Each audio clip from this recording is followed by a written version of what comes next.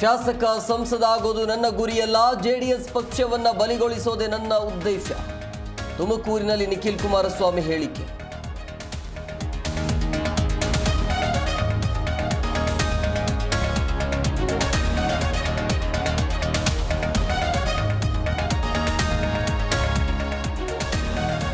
ಹುಬ್ಬಳ್ಳಿ ಧಾರವಾಡ ರಸ್ತೆ ಜಲಾವೃತ ವಿಚಾರ, ಅಧಿಕಾರಿಗಳಿಗೆ ಸಚಿವ ಸಂತೋಷ್ ಲಾಡ್ ತರಾಟೆ. ಜಿಲ್ಲಾ ಪಂಚಾಯತ್ ಅಧಿಕಾರಿಗಳ ಸಭೆಯಲ್ಲಿ ಕಮಿಷನರ್ಗೂ ಕ್ಲಾಸ್.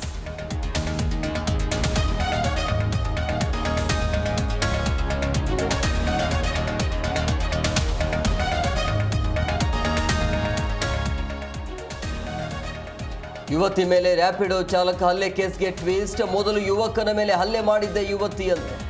ಬೈಕ್ ಟ್ಯಾಕ್ಸಿ ಚಾಲಕ ಸುಹಾಸ್ ಹೇಳಿಕೆ.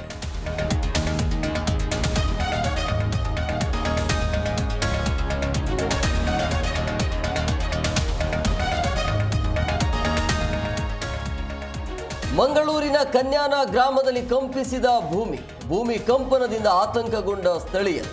ಸ್ಥಳಕ್ಕೆ ಗ್ರಾಮ ಪಂಚಾಯತ್ ಅಧಿಕಾರಿಗಳು ಭೇಟಿ ಪರಿಶೀಲನೆ.